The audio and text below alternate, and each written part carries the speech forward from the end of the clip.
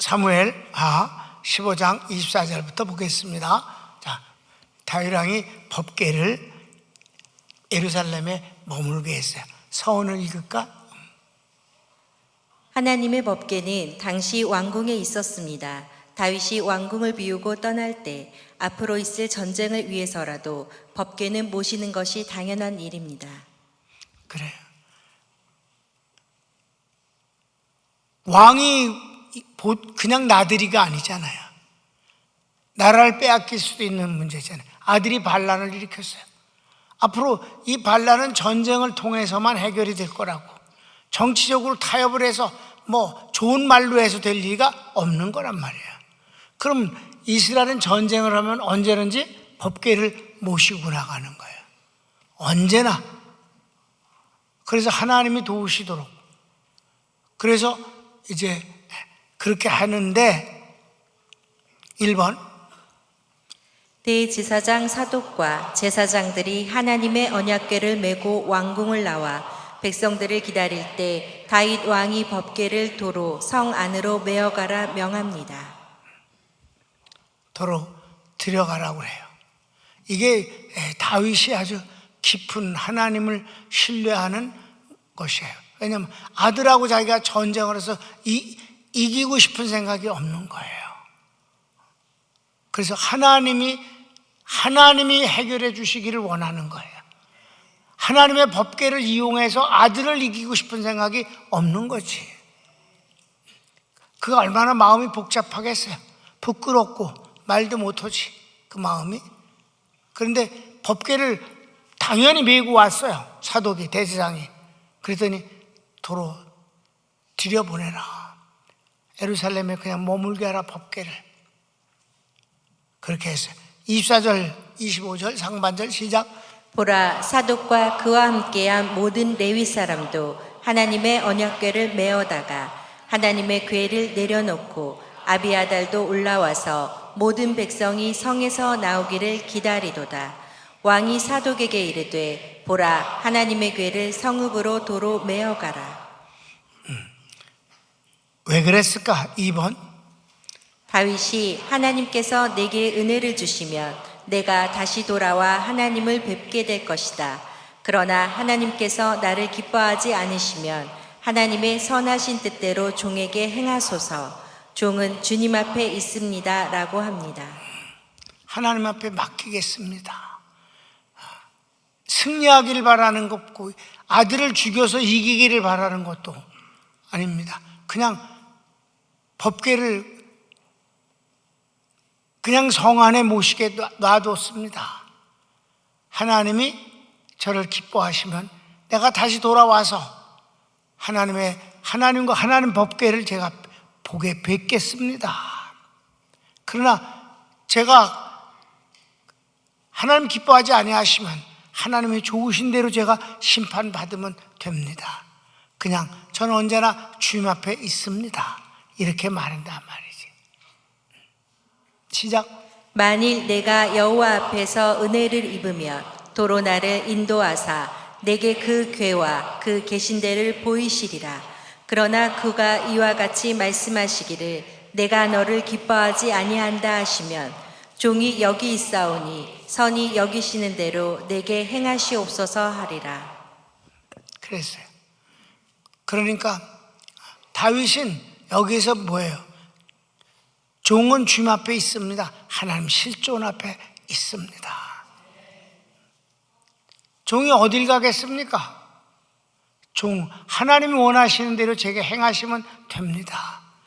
하나님이 다시 저를 이 왕궁의 주인으로 허락하시면 그때 법궤를 뵙겠습니다.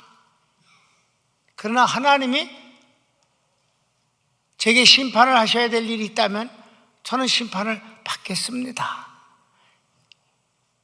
이래도 저래도 그냥 저는 주의 종입니다. 이렇게 했다. 다윗이 하나님 앞에서 깊은 신앙을 갖고 있지요. 자기 유불리를 따지지 아니하는 거잖아요. 하나님의 뜻이 제일 중요하다. 그래서 다시 들어가서 3번 다윗이 계속하여 사독에게 이르기를 너희 두 아들 아히마아스와 요나단을 데리고 성 안으로 들어가 성 안의 사정을 내게 알리라라고 합니다. 무슨 말이냐? 그냥 법궤만 갖고 도로 들어가는 게 아니라 당연히 거기서 대제사장과 제사장들이 법궤가 있으니까 섬기지 않겠느냐? 그러면 성 안에서 이루어지는 일들에 대해서 내게 그 소식을 알려주길 바란다. 그래야 내가 그 소식을 들으면서 어떻게 해서든지 전략을 짜고 그리고 피를 흘리지 아니하고 하나님의 인도하심을 받게 되지 않겠느냐. 그러니까 너희들은 가서 멍하고 그냥 밥만 먹고 앉아 잠자고 그러지 말고 그 모든 돌아가는 형편들을 잘 살피라. 근데 그는 제사장이기 때문에 아무데나 갈 수가 없어요. 한계가 있지만 그래도 그렇게 하라. 그렇게 하고 낭중에 또 다른 이제 계략이 있습니다. 그 사람이 이들을 통해서 다윗에게 그 소식을 전하게 되게 돼요. 자, 성경을 읽을까요? 왕이 또 제사장 사독에게 이르되 내가 선견자가 아니냐 너는 너희의 두 아들 곧 내 아들 아히마아스와 아비아달의 아들 요나단을 데리고 평안히 성읍으로 돌아가라. 너희에게서 내게 알리는 소식이 올 때까지 내가 광야 나루터에서 기다리리라 하니라. 사독과 아비아달이 하나님의 궤를 예루살렘으로 도로 메어다 놓고 거기 머물러 있으니라. 여러분 상황이 이해됐죠? 그래, 여기까지예요. 여기까지가 제목이 뭐였어요? 다윗 왕이 법궤를 예루살렘에 머물게 한다는 내용입니다.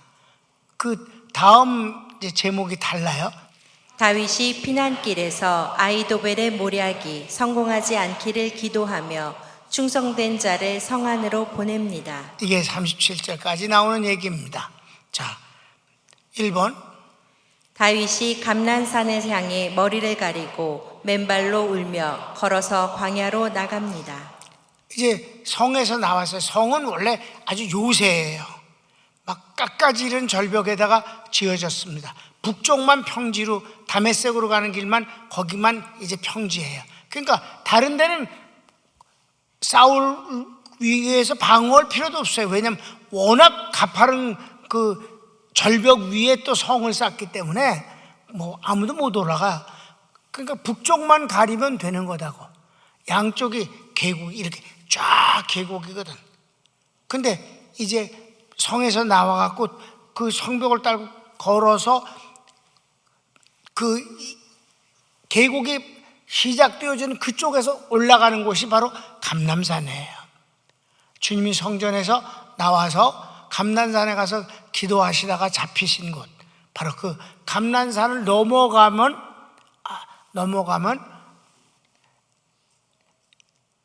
나사로가 죽었다 살아난 나사렛의 동네가 지나고 거기서 쭉 가면 유대 광야가 나와요. 이제 강을 건너야지, 요단강. 근데 그쪽으로 거기까지 피난을 가야 돼. 그러니까 강을 건너면 광야가 시작되는 것이니까 더 이상 쫓아오지 못하거든, 유대 광야. 그러니까 이제 광야로 지금 피난을 가려고 가는 길이에요. 근데 거기까지 안 가겠다. 내가 요단강 앞에 나루터에서 소식을 내가 듣길 원한다. 어떻게 되는지를. 그런데 바로 이 반란을 일으킨 압살론의 모사가 아히도벨이라는 사람이 있어요. 그의 계략이, 그의 모략이 성공하지 않게 되기를 하나님 앞에 기도하는 거예요. 그리고 이제 또 귀한 한 사람을 만나게 됩니다. 그 사람을 성으로 들여보내게 돼요. 그게 이제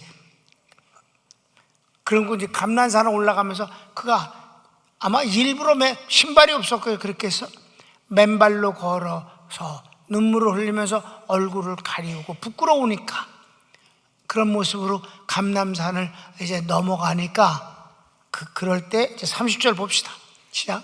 다윗이 감람산길로 올라갈 때에 그의 머리를 그가 가리고 맨발로 울며 가고 그와 함께 가는 모든 백성들도 각각 자기의 머리를 가리고 울며 올라가니라. 머리를 이렇게 가렸다는 건 부끄러움을 상징하는 거예요. 그래서 그 수치를 울면서 갔다. 그럴 때 2번, 다윗은 하나님께 아히도벨의 모략이 성공하지 못하게 기도합니다.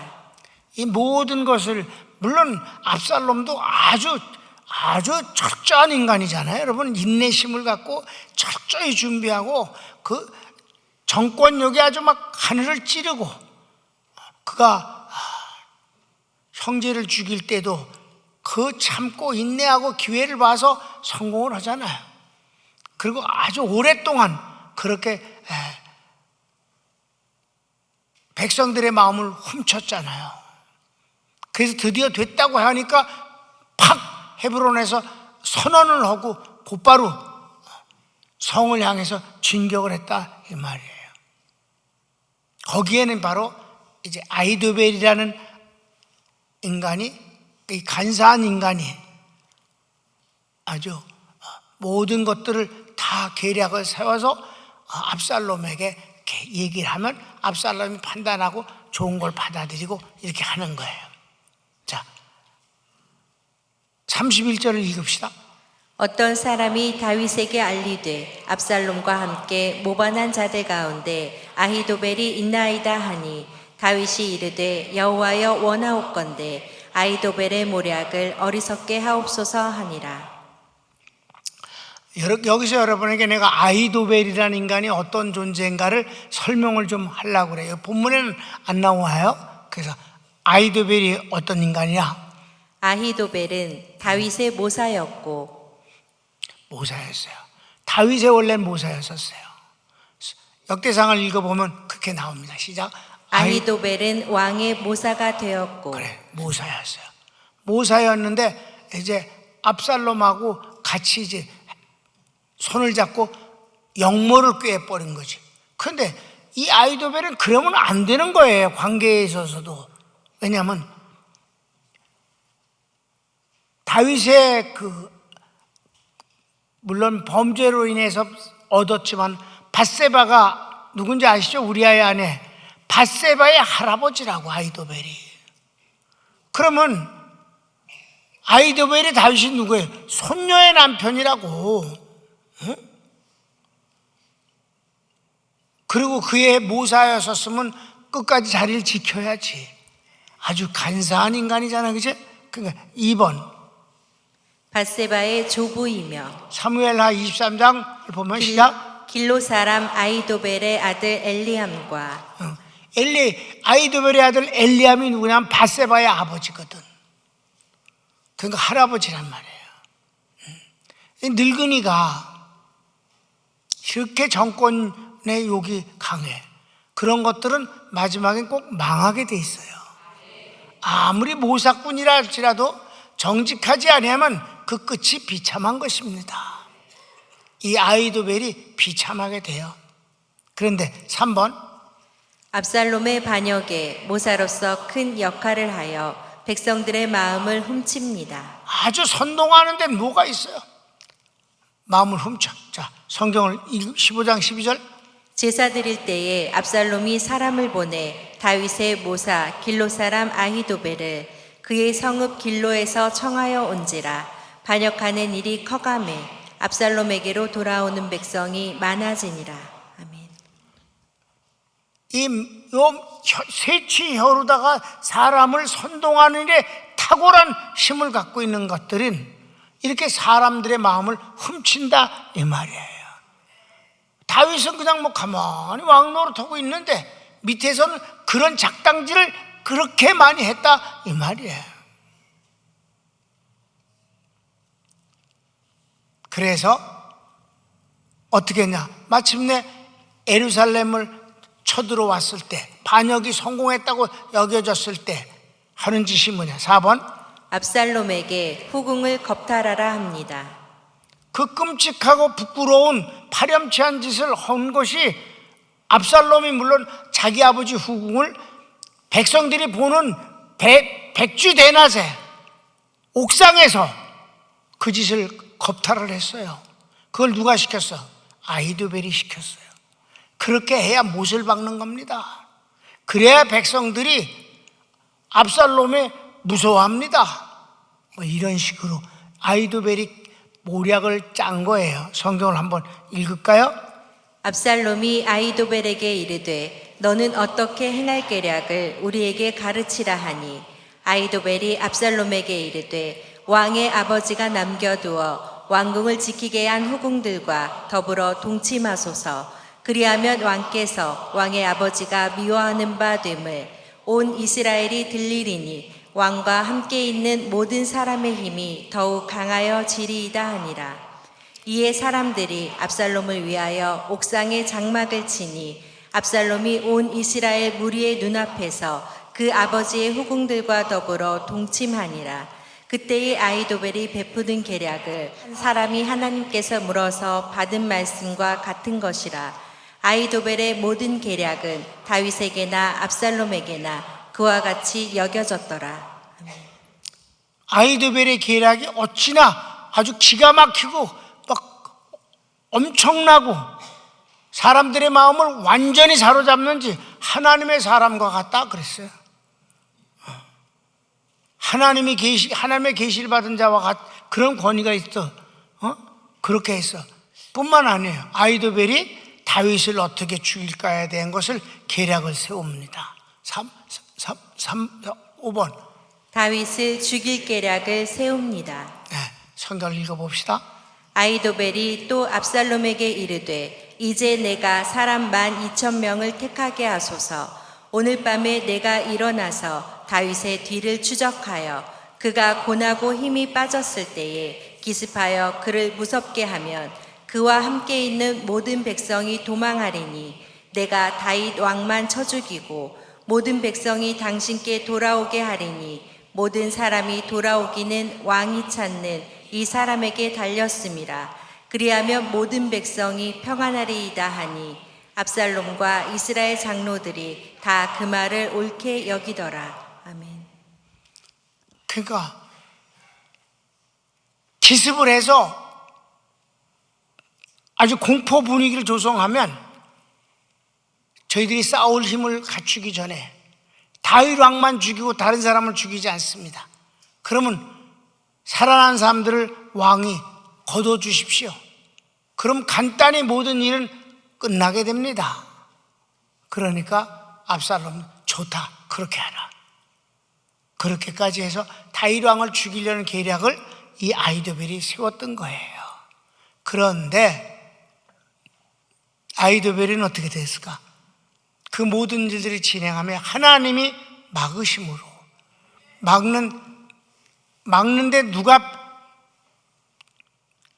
그 역할을 하느냐? 다윗의 충성된 신하가 그 일을 맡습니다. 그래서 혼란케 되어져 갖고 아히도벨의 안이 거절당하게 되니까 아히도벨은 어떻게 했을까? 마지막 6번.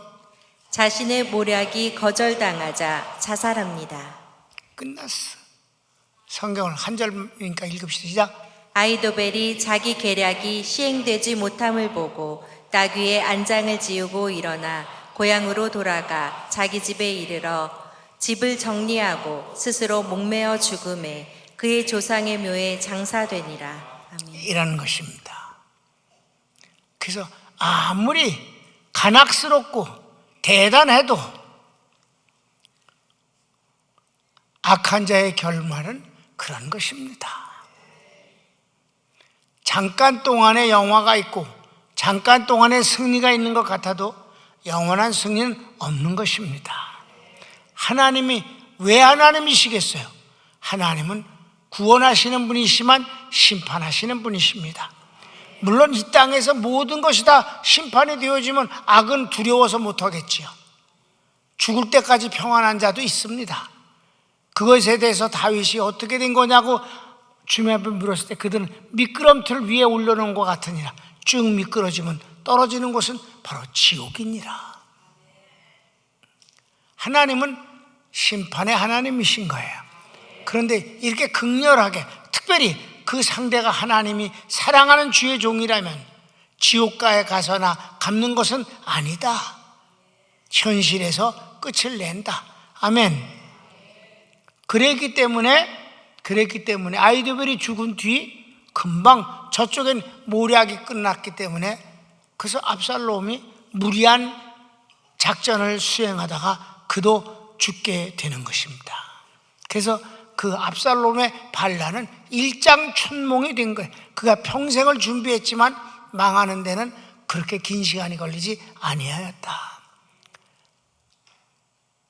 다윗이 광야까지 가기도 전에 바로 이런 정리가 된 것입니다. 자, 마지막 3번. 다윗에게는 후세라는 충성된 신하가 있습니다. 바로 이 후세라는 인물입니다. 자, 32절 37절까지 가로치기 1번. 압살롬의 반역으로 다윗 왕이 초라한 모습으로 피난에 오른 것을 후세가 분이 여기고 애통합니다. 그는 다윗의 친구입니다. 자, 압살롬이 반역을 일으키고 다윗 왕은 왕궁을 비우고 피난길에 가는데 맨발로 얼굴을 머리털로 가리고 울면서 감람산을 넘어가는 것을 보고 이 후세가 막 통곡을 하면서 분이 여긴다 이 말이에요. 이는 모사가 아니라 다윗의 친구입니다. 여러분, 원래 아히도벨은 다윗의 모사였으나 압살롬의 모사로 바뀌어졌고, 후세는 다윗의 친구입니다. 그냥 영원한 친구입니다. 성경을 한번 볼까요? 시작. 다윗이 하나님을 경배하는 마루턱에 이를 때에 아렉사람 후세가 옷을 찢고 흙을 머리에 덮어쓰고 다윗을 맞으러 온지라. 그 후세가 누구냐? 자, 역대상 27장 시작. 아렉사람 후세는 왕의 벗이 되었고. 아까 읽었을 때 아히멜렉은 왕의 모사이고 후세는 왕의 친구였다. 진실한 친구가 더 좋은 것입니다. 생명을 내걸고 다윗을 보호하기 때문에 그렇습니다. 그래서 후세가 어떻게인데 다윗이 후세에게 뭘 부탁하는가 봅시다. 2번. 다윗이 후세에게 아히도벨의 모략을 실패케 하는 계략을 주문합니다. 모시겠다고 그랬어요. 근데 도망가는 나를 모시는 건 네가 할 일이 뭐겠냐? 도망가는 자를 편하게 하는 것이 무슨 의미가 있겠는가? 넌 나하고 같이 갈 생각을 말고 성으로 들어가라. 성으로 들어가서 네가 할 일을 찾아보라. 특별히 아히도벨의 계략을 내 신앙과 의리와 지혜를 가지고 이겨봐라, 무너뜨려봐라, 이렇게 부탁하는 거예요. 성경을 읽읍시다. 다윗이 그에게 이르되 내가 만일 나와 함께 나아가면 내가 누를 끼치리라. 그러나 내가 만일 성읍으로 돌아가서 압살롬에게 말하기를 왕이여 내가 왕의 종이니이다. 전에는 내가 왕의 아버지의 종이었더니 이제는 내가 왕의 종이니이다 하면 내가 나를 위하여 아히도벨의 모략을 패하게 하리라. 가서 그에게 충성된 자처럼 말하라. 그러면 하나님께서 내게 지혜를 주셔서 아히도벨의 그 계략을 네가 파괴할 수 있는 그런 힘이 하나님으로부터 올 것이다. 이렇게 기대를 했더니 알겠습니다. 그래갖고 후세는 간첩으로 들어가는 거지 뭐. 거기를 들어갔어. 그래서 3번. 그리고 모든 상황을 사독과 제사장에게 전하도록 합니다. 네. 그가 직접 나와서 얘기하면 그건 불가능해요. 금방 들통나잖아. 그는 성 안에 있어야지.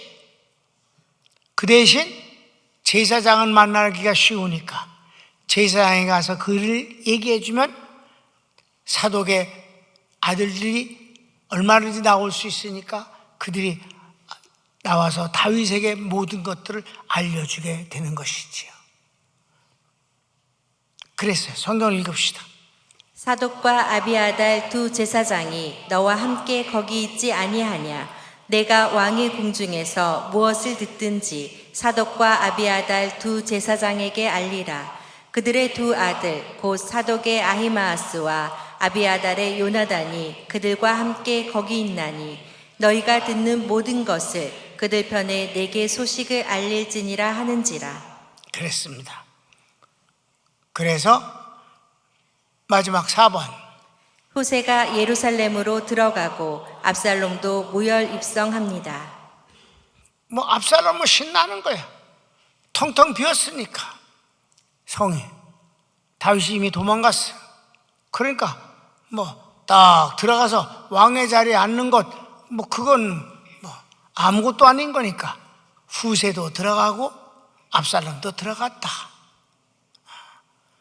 사독과 그 아들들 제사장들도 거기 있다. 앞으로 전개되어지는 일은 다음 주에 하겠습니다. 연속극 같잖아. 근데 더 해달라고 여기까지만 준비했어요. 그 다음 걸 물어보면 난 몰라요.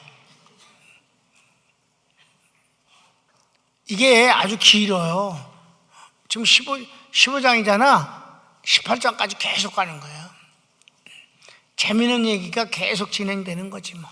근데 이렇게 많이 할 수는 없는 거니까 뭐 많이 해봤자 한 장 정도로 하는데 그 안에 일어나는 사건들이 많으니까 이제 마치면서 결론은 이렇습니다. 우리가 살아가면서 정말 억울한 일도 생길 수 있고 예기치 못한 사고도 생길 수가 있는 것이고 몸이 아플 수도 있습니다. 그걸 갖고 원망을 하지 아니하고 하나님을 의지하면서 하나님의 뜻이 어디 있는가 라고 먼저 생각할 수 있게 되기를 바라요. 다윗이 이 압살롬의 반란을 인해서 다윗이 뭐 잘못해서 압살롬이 반란을 일으킨 건 아니잖아요. 순전히 그의 욕심 때문에 일어난 일이지. 그런데도 너무 사랑하고 믿었기 때문에 아들이 똑똑하다고 여기고 그가 사람들의 마음을 훔치는데도 불구하고 왕자가 진짜 똑똑하네 뭐 이렇게 칭찬하는 마음으로 바라봤는데 그게 반란으로 되어졌잖아요. 그랬을 때 다윗이 그 법궤를 도로 성 안으로 들여보내면서 하나님이 원하시는 대로 되어질 것이다. 나는 주의 종이니 주 앞에 언제나 있습니다. 그러면서 인간이 해야 할 일에 지혜로운 것은 도망가면서도 철저하게 했다. 거기에 사독과 그리고 후세를 들여보내서 그들이 해야 할 일을 하게 했다. 그 후세 때문에 일인 아비아달은 이제 그 낭주 자살하는 거야. 친구니까. 좋은 친구를 갖고 있다는 것은 복이옵시다. 여러분, 예수님은 우리의 친구십니다. 친구란 한편 되는 것을 뜻합니다. 여러분이 주님의 좋은 친구 되시기를 바랍니다. 주님이 하나님이 내게 복을 주신 것에 대한 노파심을 갖지 말라니까. 그분은 원래 축복해 주시는 분이고 좋은 친구셔. 내가 그분에게 어떤 친구냐가 문제인 거지. 아이드벨이 그 좋은 머리를 가지고 다윗 왕의 옆에 있었으면 아마 더 빠른 것으로 정리가 됐을 수도 있었겠지. 근데 무슨 욕심으로 그렇게 했는지. 아니, 손녀의 남편의 나라를 그가 다윗을 죽여서 뭘 얻겠죠 하는 거예요. 이미 늙어 빠진 인간이 뭘 뺏자는 거예요. 손녀는 어떻게 생각하는 거예요? 밧세바를 어떻게 생각? 그는 할아버지로서 무슨 생각을 하는 거예요? 참 이해가 안 되는 건데, 세상의 그 허탄한 욕심, 허황된 욕심은 사람을 이렇게 망가지게 만들기도 하는 것입니다. 세상 권력에 대한 욕심이 얼마나 끔찍스러운가를 우리는 오늘도 보고 내일, 어제도 보고 그러면서 살고 있지 않습니까? 하나님은 언제나 우리에게 요구하시는 게 좋은 욕심은 가지라. 그러나 허황된 욕심은 갖지 말라. 특별히 꿈을 가지라. 소원을 가지라. 허황된 욕심은 갖지 말라. 손을 모읍시다. 하나님 아버지, 아이도벨이 계략을 내는 것이 하나님의 사람과 다르지 않다고 할 만큼 그 인간은 간악스럽고 그리고 아주 야같습니다. 그때그때 하는 말과 그때그때 만들어내는 계획이 기가 막힌 일들이었지만은, 그러나 그 일은 성공하지 못하는 것은 하나님의 뜻을 거스르기 때문입니다. 본인도 마지막엔 스스로 자기 목숨을 끊어버려야 될 만큼 비참하게 되는 것이 바로 하나님을 대적하는 계략입니다. 사탄은 마지막에 지옥의 왕이 될 뿐입니다. 주님, 저희들이 아주 머리가 좋은 것을 구하지 아니하고 진실을 좋아하는 정직한 마음을 구합니다. 하나님 편에서 어린아이가 더 낫습니다. 주여 축복해 주소서. 예수님의 이름으로 축복합니다. 아멘.